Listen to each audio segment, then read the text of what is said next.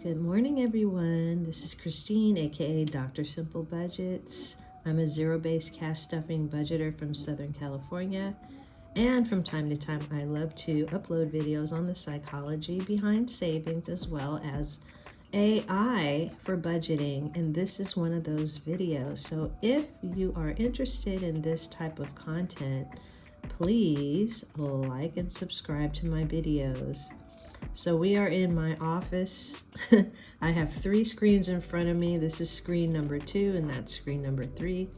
And what we're going to be talking about this morning, really briefly, is how to use AI to create your own placeholders.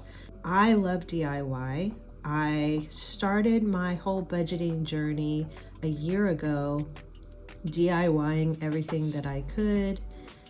Eventually I did start to buy binders, but even then I was creating my own savings challenges. And then someone encouraged me to open up a coffee shop, which I do have a coffee shop. So check out my coffee shop. The link is below. I'm still a DIYer. So of course, when you're budgeting, you don't always have the additional money to spend on buying people's gorgeous creations, because maybe in the beginning you're focused on getting out of debt, or you're paying off your student loans, or you're doing all of the above. But there is a way that you can DIY. I mean, obviously these incredible creators that are creating incredible products, they are doing it for the community, and they are helpful, and they are very high quality. What I'm talking about is something that you can create quickly, maybe print it off, and then just have it. In the beginning, I used to take all my stuff to Lakeshore to laminate it, and Lakeshore has the thinnest, lowest quality lamination sheets. You know, they're not doing anything really cool like 3 mil or 5 mil, but it worked for the time being. So if you're someone who likes to DIY and you don't have the budget for it, you could find a place that will do lamination for you. Otherwise, if you want your placeholders to last, you're going to start purchasing things like a laminating machine and laminating sheets. All in, you'll spend a few minutes thanks to AI, but maybe 3 times as much time going out to buy the laminating machine and sheets. Now, I happen to know that these things are sold at Walmart, or you can buy these things online. However, let's get into the video. This is my annual expenses binder, and some of these annual expenses that I have, for example, car registration, is a lot of money. I'm trying to save $360 for car registration. I don't necessarily want to keep all that money in here all at once. So I put $100 of this in my high yield savings account. Is it going to yield me anything? No, because high yield savings accounts don't accrue interest that quickly. But I put it in there so that I could have not a lot of cash in my house. And to represent the $100 that I took out of here, I made a placeholder, and I used AI to make this placeholder. That's me. Now, those of you that have been with my channel since the beginning know that I used to use the actual graduation photo of myself on my channel, and I switched over to an avatar. So I decided that I wanted my $100 placeholder to be my avatar, and I asked for this kind of detail on it. As you can see, all the little details that are on it. And what's great about that is you can always prompt the GPT to make different ones for you. So for example, I think I have another one in here. So this one is a little bit different. This one's for my car insurance. You can change the color. if you want to. So you can see that one's a little different, but I will get into all the different styles that I made, and then I'm going to walk you through the process. I'm going to give you 2 examples. I have these gorgeous, and you can see how gorgeous that is, $500 placeholders here. These are from Golden Dollar. They're all 500. Okay. These absolutely gorgeous $1,000 placeholders here, and these are made by Hustle and Flows Co. I will leave both of their links down below.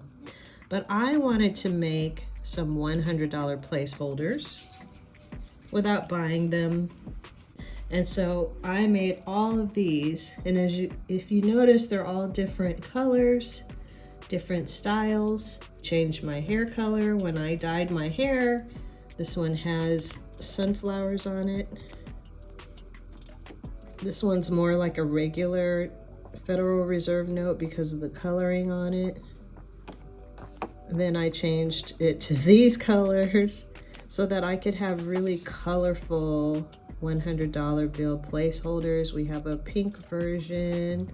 Then I have kind of like a Valentine's version. I have this one here. And then I have a black and white version here. This one looks super cool.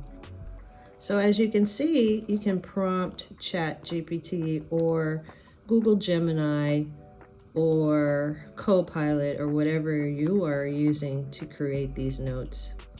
I'm going to show you right now how to create these notes using Google Gemini.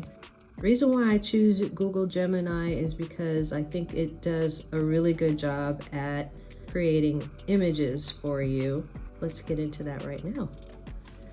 So when you're on the front of your Google page, you'll have your own profile up here. And next to it, you'll see this menu that has the 9 dots, and you'll click on that. And then you choose Google Gemini. Everyone that has a Gmail account has Google Gemini. It will prompt you right here, where should we start?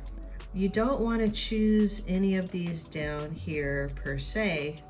What you really want to do is you want to write your prompts to be very clear, to help guide the generative pre-training module, which is GPT, to make the image that you want.